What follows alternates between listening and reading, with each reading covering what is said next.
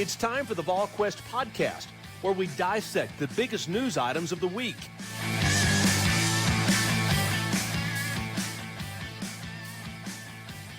Good Tuesday, everyone. Welcome to the Volquest.com podcast presented by our friends at Smoky Mountain Organics with Rob Lewis and Austin Price. I'm Brent Hubbs. Glad to have you along with us on this Tuesday. Remember, Smoky Mountain Organics, that's East Tennessee's most trusted health and wellness store. You can find them in 4 locations in East Tennessee, 3 of those in Sevier County, Gatlinburg, Pigeon Forge, Sevierville, and obviously they've got the location on Kingston Pike. Special shout out to all of our friends in Sevier County who have been through a tough ordeal with all the wildfires and all the tech people up there, all the firefighters, everything that they've been through. Thankfully, things seem to be getting under control, but I know a lot of people have lost a lot of personal belongings, and our thoughts and prayers with them. But be sure and check out our friends at Smoky Mountain Organics. You can check them out online at SmokyMountainOrganics.com. The Tennessee football team is 2 weeks in to spring practice. They've got 2 weeks left, practicing this morning.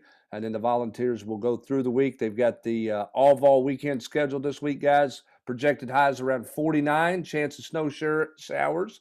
Good old East Tennessee way for Tennessee this Saturday. We'll see if the weather forecast holds or if it changes. But Tennessee on the practice field, getting back after it. On the basketball front, we'll talk a little bit about where things are in recruiting and transfer portal and all of that. We'll talk a little recruiting on the football front and hit on a little baseball, maybe even a little Masters talk as we get out the door here on the Tuesday edition of the podcast. Let's start first and foremost with the Tennessee baseball team quickly. Ben McKee's got all the coverage that you can imagine on the baseball front. If you haven't checked out his new feature on Mondays, the great sit-down he had with Drew Beam, who pitched a complete game on Sunday for Tennessee. Great feature. We look forward to doing that the next couple of months, kind of let you get to know more about this Tennessee baseball team. Baseball players are interesting characters. But, guys, it's amazing to me what Tony Vitello has put together in a rebuild project here.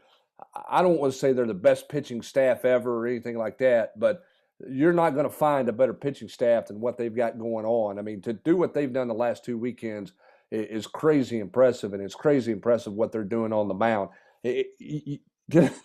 Tennessee fans are trying to figure out, like, what it's almost like, what do I do with my hands? You know, we're like, wait a minute, when's something bad going to happen? Because, you know, it was bad early on with a couple pitchers hurt, but they haven't missed a beat. How impressed are you with what Tony Vitello has done, not just this year, but what he's done in putting this thing together? How are you not impressed, right, Rob? I mean, they just continue to roll on. You're right. I mean, I said this on The Nation, like, you know, if you're a Tennessee fan, you get excited because you know that hey, these 3 that you've got right now are here all the way through next season, you know, because Dolander's a sophomore and then, you know, the other 2 are true freshmen. But, I mean, I think you also want to appreciate what's happening right now because you never know what can happen. Just enjoy the ride and you know, Tennessee fans have, you know, been looking for something to gravitate to. They've gravitated some to basketball with football being down over the last decade. Now baseball's rising up, and, you know, I expect Danny White and them to continue to hit on this. I mean, they're the acting administration right now, but this is the first time since 2001 that Tennessee's football, basketball, and baseball team will all make a bowl game and or play in the NCAA tournament. Yeah, and I'm not going to pretend to know the nuts and bolts of it like Ben does. I mean, I follow the baseball team. I have a good time following it, but it's not, you know, I don't want to put on an expert hat here at all. But to me, the biggest difference in this year and last year, and this is hardly, you know, I'm not reinventing the wheel, but the pitching just seems, you know, night and day from where they were a year ago. I mean, that's, you know, what were the numbers this weekend for Van? I mean, they just brutalized them. And, you know, Tennessee could hit the baseball last year. They, you know, they're better at that this year. But to me, you know, not just the starting pitching, but the bullpen, and you still not even got Tidwell in the mix yet, which is, you know, mind-boggling to think about. Might be your best guy. He's not even throwing.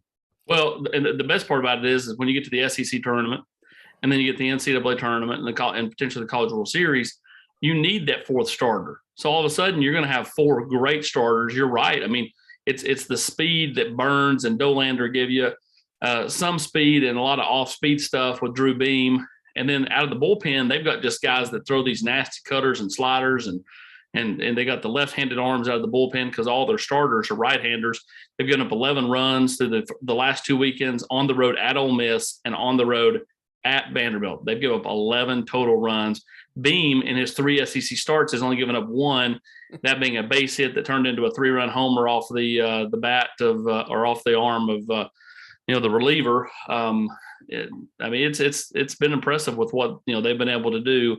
Outside of that pitch that Sewell threw at Ole Miss, they give up the 3-run homer. I mean, the pitching staff's been lights out.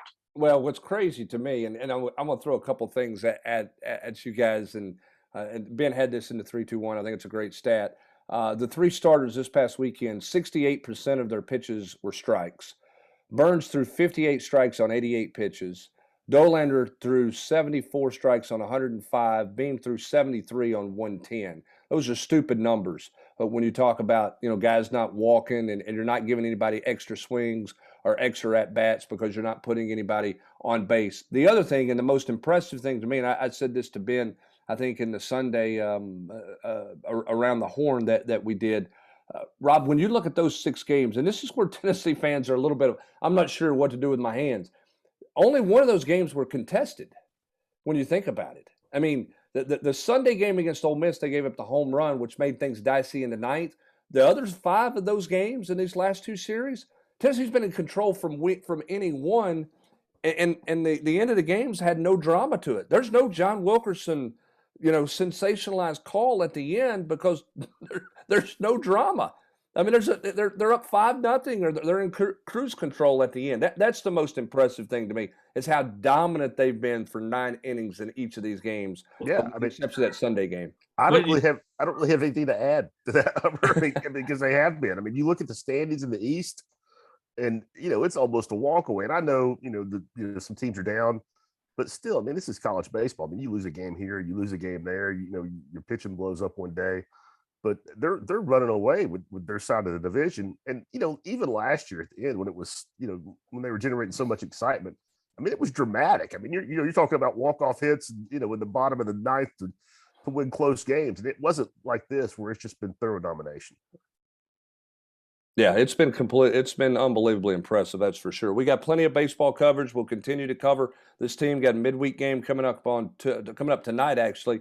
Weather permitting, they'll get that in against Lipscomb. And then this weekend, Tennessee host Alabama coming to town this weekend. So plenty of things to talk about with baseball. We'll continue to follow that as we go along here throughout the season. Ben will have all the coverage for you there. Let's jump into spring practice right quick on the football front of things. Tennessee having their first major scrimmage of the spring this past Saturday. Josh Heupel is channeling his best inner Philip Fulmer with a lot of I got to see the film talk post scrimmage, which is not a surprise. Austin, what do you make of where Tennessee is as they head into, I guess, week 3 of spring for the Volunteers, a little past the halfway point? About where I thought they'd be. I mean, you look at, it's just kind of prototypical spring. I think you feel good about the fact you're solid at quarterback. I think they've been happy with some of the plays that some of the new freshman wide receivers have made.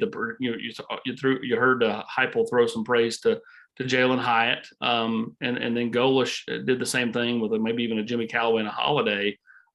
Just the growth, over the course of the offseason. And then, from all the people we've talked to, and again, it's spring, and again, how the offense plays when the quarterback can't be touched are 2 different things. But the defense is made enough plays, in some 11-on-11 work, especially with the depleted secondary, which is at least a good sign that they're continuing to grasp things on the defensive side.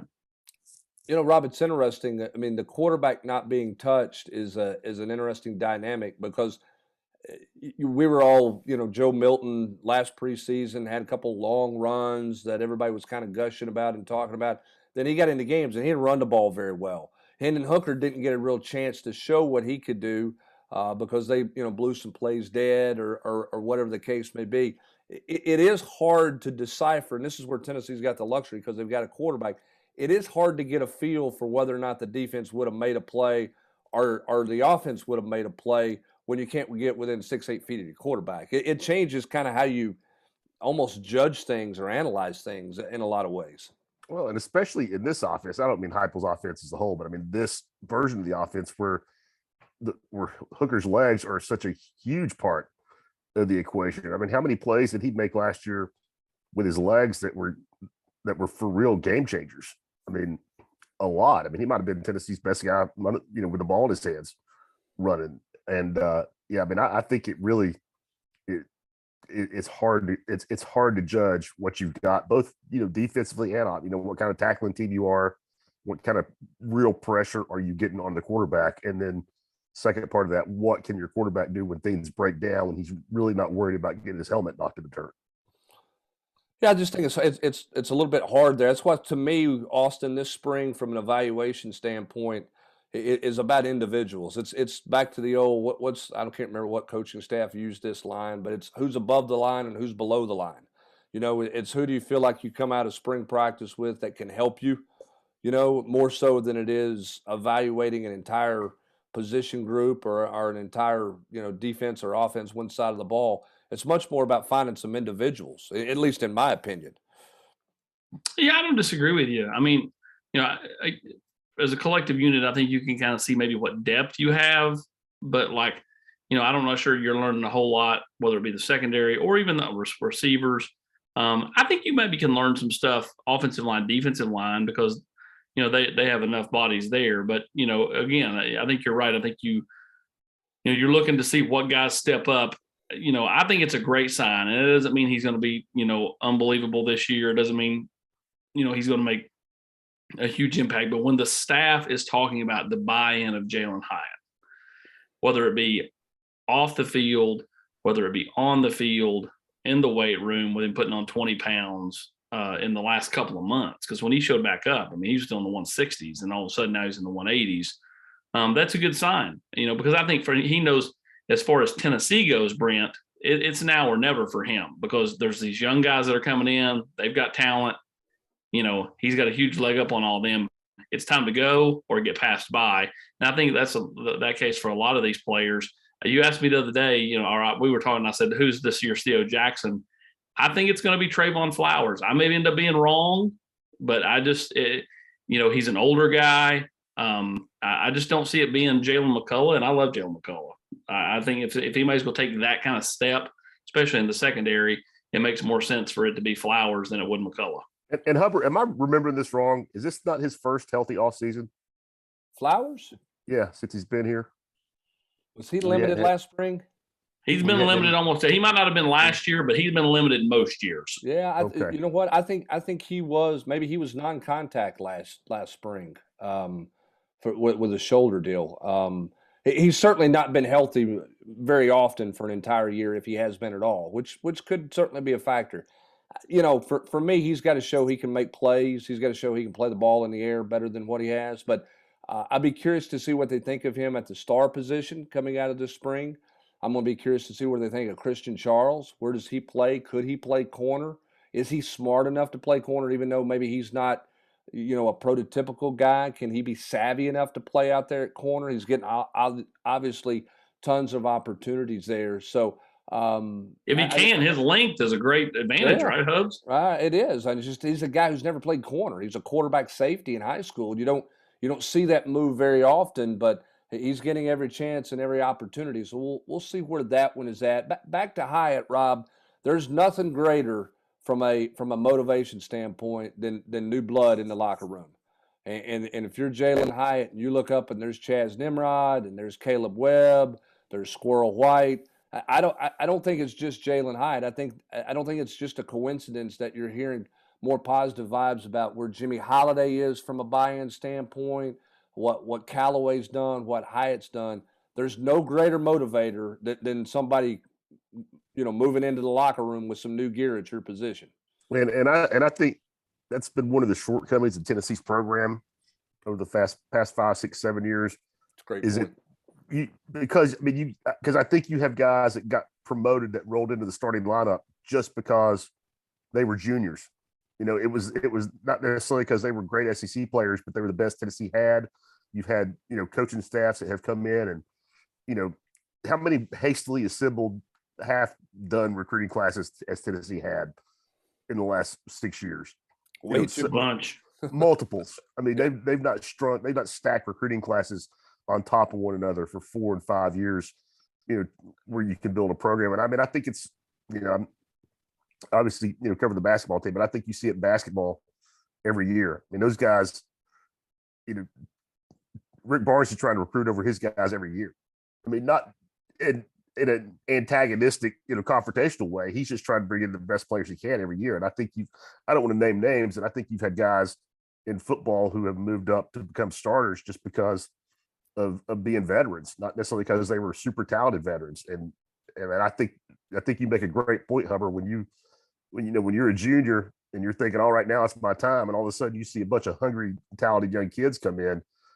You could go one of two ways. I mean, you can either pack it in and pout, or you can decide that you're going to take your spot. All right. To add to that, you have the Jeremy Pruitt class that when he got let go, that had Cody Brown and a bunch of those guys that are gone. Trendy Bell's gone. Cody Brown never made it. Asked out of his thing. So did offensive lineman that ended up Missouri from King's Academy. So did Kevin Marley. I mean, you can go right on the list, several of those guys. But let's go back to when Jeremy Pruitt first got here, and he had that kind of throw together class. Cedric Tillman ends up being a good find. Trayvon Flowers still on this team. Emmett Gooden gone. John Mincy gone. Karat Garland still here. J.J. Peterson gone. Jameer Johnson gone. Jeremy Banks is still here. Carvin still here. J.T. Strout gone. Dominic Anderson gone. Jordan Allen gone. Kingston Harris is still here playing offense instead of defensive line. We'll make this quick. Paxton Brooks, he's been an unbelievable find. He's great. Tanner Antonucci never made it to the field. Emerson's gone. Jacob Warren's still here. Brent Lawless never made it to the field. I mean, you can go right on the list. Ollie Lane still here. Bryce Thompson gone. Kenneth George gone. Brandon Davis, we all know what his story. I mean, and that's what Rob's talking about. When you have multiple of those, you talk about just setting yourself back. That's huge. I mean, so basically they had one in 2018 and then in 2021, the 2021 class. Well, and then throw on top of that, because of where they were roster wise, a lot of guys just got thrown into the lineup as a freshman and never had to earn anything. There was never a competition for them. Either it was a junior with because there was nobody behind him to push, or it was a Bryce Thompson. Hey, you're the man from day one. I mean, you know what I'm saying? I mean, that's Bryce is an interesting story. He didn't get added till May. Yeah, but that's the problem, and that's why this is an unusual spring, because there is some competition at some places that they haven't seen that. You haven't seen that before, and I think wide receiver is a good part of that. Because the other thing too is, I think the way this system's taught, you can get a freshman on the field, he can really push for some playing time at the receiver spot. So you got a little depth there, and you got an opportunity to create some competition and drive some veterans. And I think that's paying off a little bit. For me, I think the bigger question remains: are they going to find any kind of answer at left tackle? And we'll see. I think these next 2 weeks are big for Gerald Mincy. Austin, he did not scrimmage on Saturday. That was, they probably might have been able to push him through, but he wasn't 100%. These are 2 big weeks for him to battle through the pain, manage the ankle, but get some scrimmage reps in there as well to see if they can find an answer at the left tackle position. Interesting, the staff, especially Golish, is he praises J.J. Crawford a lot. But when you talk to players, they're quick to kind of throw some praise towards Gerald Mincy. So be interesting to kind of see how that battle plays out. Obviously Crawford, just from understanding the speed, even though he was, hit like a tornado last year when he got here in late July, he understands the way they practice / play. That's something Mincy's still trying to figure out. And Mincy, as you just pointed out, has been bitten by that ankle a little bit. So just kind of see how they play this. They're not going to name any kind of starter, but do they feel comfortable enough to make that move full time for Darnell to the right side? And if they do, then that tells me that they feel decent about whoever they have on the left side. And it doesn't feel like there's any real likely options from a transfer portal standpoint as well. And if you got a transfer in here, he would be in the summer, late arrival. Rob hasn't gone through the spring. He's going to be playing a lot of catch-up if you bring in a transfer tackle. He would have to be a really good player, I think, to bring in a transfer tackle at this point. Yeah, I mean, AP's got a better handle on it than I do, but it just feels like whatever the answer is, it's on the roster right now. They just have to figure out what pieces, fit the best. Yeah, I agree with that. I mean, at some point, what's more important? Is it more important to bring in another body for the secondary or another body at tackle? If you can get a surefire guy, 100%. That's where you go down. But I think Tennessee needs more players on the defensive side of the ball than they do the offensive side of the ball. That's just my take. I think they need another pass rusher. I think they need more help in the secondary. To me, those are more important than, trying to find an average tackle. Again, if you can find somebody that's got a lot of good playing time, is a good player, sure. But, just taking just anybody, to me, just seems a bit of a stretch. And don't you think it's, I mean, if you are talking about a guy that gets here in the summer, I mean, this is not a blanket statement, but generally, don't you think it's easier to play in the secondary, especially if you're a corner, where you can just, you can at least dumb some things down and say, line up and play this guy, as opposed to an offensive lineman where you got to be really a part of a cohesive unit. Yes. And in a perfect world, you could find someone who's played tackle in a similar system to what you have as far as speed. I think that's hard to go from playing offensive tackle and kind of a walk-up deal to the thrill a minute that this offense can be. And Brent pointed out that the guy's not going to be here till summertime. That's just a quick turnaround and understanding the pace. Here's another question from a transfer portal standpoint. I mean, look, corner, we've all talked about. Another outside receiver we've talked about, and Tennessee is hoping that that's Brew McCoy. Offensive tackle we've mentioned. Another edge rusher on defense we've talked about, linebacker. Do they need to look, if someone's available, do they need to hunt a little bit for an interior defensive lineman? And here's my rationale. Latrell Bumpus has been injured most of his career. He's out right now with a knee injury. He's going to be back, but he's had a hard time staying healthy, Rob. Elijah Simmons got a world of potential, but nobody's ready to anoint him anything. Is there a greater need on the interior defensive line than maybe has been talked about when you talk about all the things Tennessee needs in the transfer portal? Yeah, I mean, I could totally see that. I mean, who's your most experienced guy there? Omari? Yeah. And then, I mean, Dejon Terry's played some. I mean, Curot Garland's played some, but I mean, he's a stopgap guy. Yeah, I mean, I could totally get on board with that.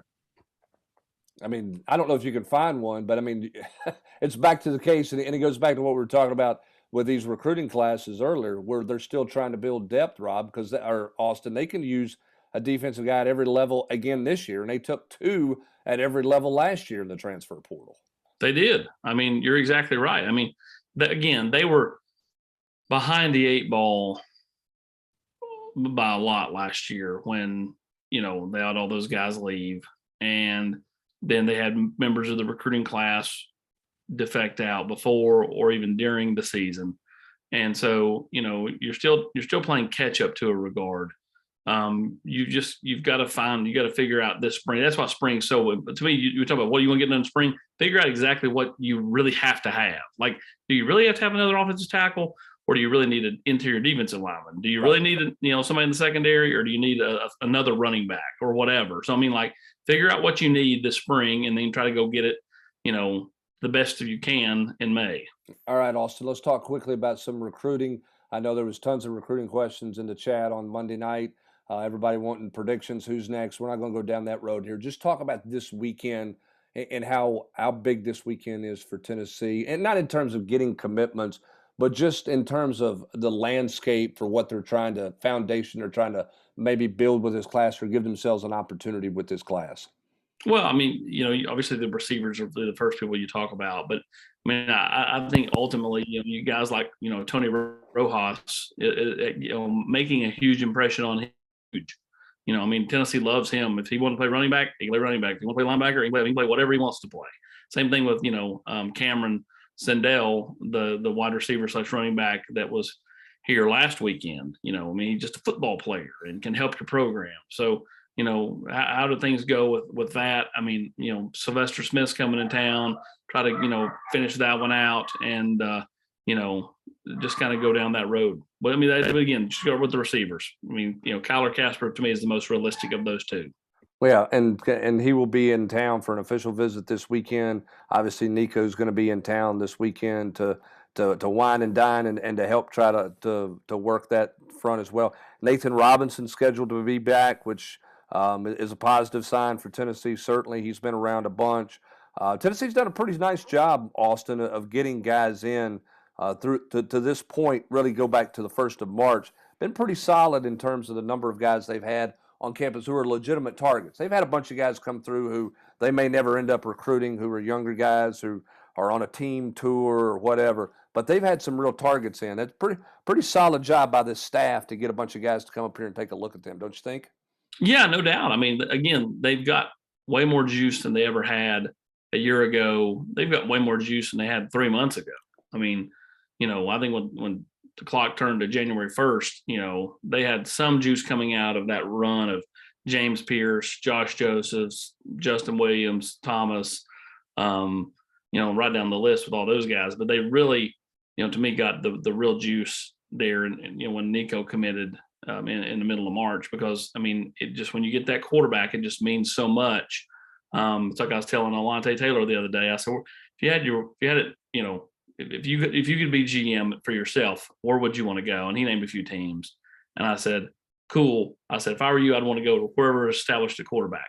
Like when you're established a quarterback, you're established as a program or a franchise, NFL speaking. So, I think that the fact Tennessee got Taven Jackson in the last class, Nico coming in this next class, they're more established a quarterback right now than they've been coming off of these Hendon Hooker 2 years in a long time, which to me makes them very established as a program, which is something who would have thought 370 days ago. Yep. Not even that. There was a stretch where they were just struggling so much in state. Everybody was questioning everything about this staff in terms of recruiting. Taking a while to build. We'll see how they finish out, but they've certainly put themselves in a better position with players for sure. Rob, on the hoops front of things in terms of the transfer portal, any visit dates for anybody set up? Any idea when you might see any of those visits, or do you think that that's going to be pretty low key? How's that going to go for Rick Barnes and his staff as they continue to work the transfer portal, in addition to working high school kids as well? Yeah, LSU's Brandon Murray is the one guy, or former LSU player Brandon Murray is the one guy that I know. Tennessee is all in on all the way. Everybody, every time a name shows up in the portal, there's immediately 5 questions on the general quarters. Is Tennessee recruiting this kid? Is Tennessee recruiting this kid? Tennessee's called a ton of kids. Brandon Murray, in my opinion, is the only guy to pick up the phone right now and say, Coach, I want to come. And they'd be like, bang, here's your spot. Everybody else, I think, is taking a backseat to him. Next to that, Julian Phillips, the 5-star McDonald's All-American kid. He's originally from South Carolina, played at a prep school in Missouri this year. Tennessee is all in on him. They have been to visit face-to-face with both Phillips and Brandon Murray in the past couple of weeks. And, what about the Princeton kid? Yeah, again, one of those guys that Tennessee's been in touch with, but you're not going to – they're not going that far down the road with anybody until they know what Murray and Phillips are doing, in my opinion. If that means they miss out on somebody, I don't think that there's anybody out there that they're so in love with that bothers them. So it's all about Phillips and Murray. Anything else you see tweeted or put out there, those are the 2 guys at the top of the list. I would say that pretty emphatically. And I don't see Tennessee going really hard in another direction until they know what one or both of those kids is doing. And Tennessee will probably know before the public knows. So they may move on behind the scenes. For Phillips, the quicker things go, the better it is for Tennessee. If he holds up and lets a lot of people back in this thing, then I think Tennessee has a chance to fall back. Right now, if he had to decide today, I think it would be Tennessee or Florida State. Those are 2 programs he's visited. He's also visited USC. Some people I've talked to think that it would be hard for him to pull the trigger and move to Los Angeles. His parents live in Columbia. But Gonzaga's trying to get in there. Auburn's trying to get in there. And the G League's a possibility. Yeah, it always kind of is, but I don't really know. I wouldn't rule that out at all. But I think this kid's probably going to play college basketball. But again, when somebody can throw $500,000 at you, you never say that's not a possibility. But again, if he decides something in the next week or so, then I think it's Tennessee or Florida State. If he ends up taking visits to Auburn, to Gonzaga, then it's going to be a circus. We'll see what happens with that for sure.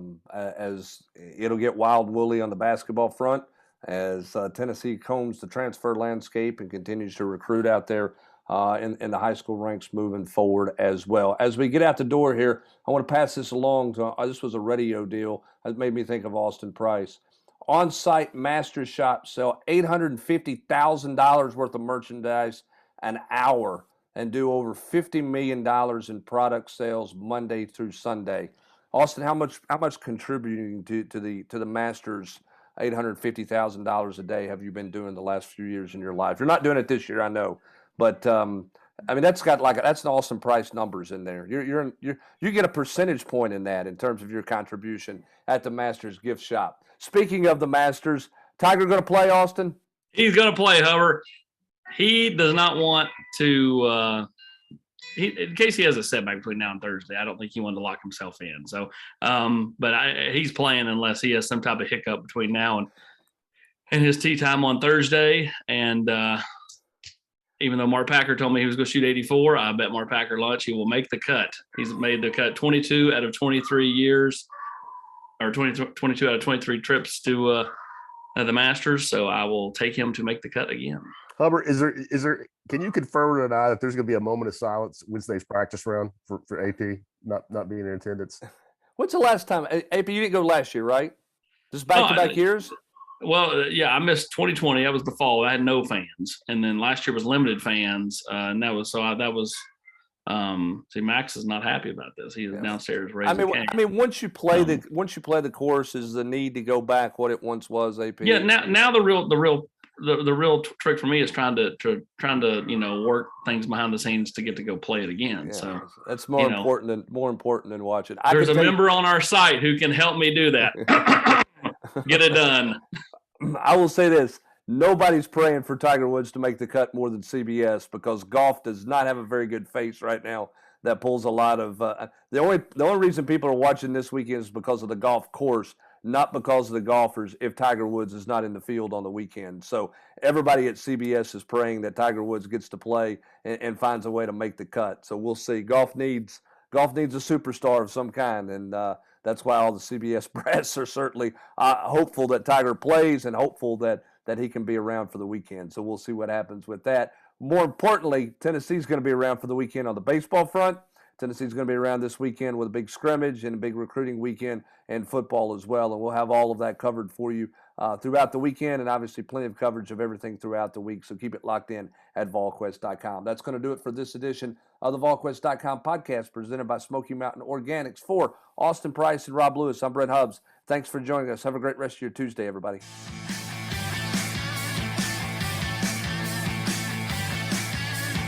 You've been listening to the Volquest podcast every week here on Volquest.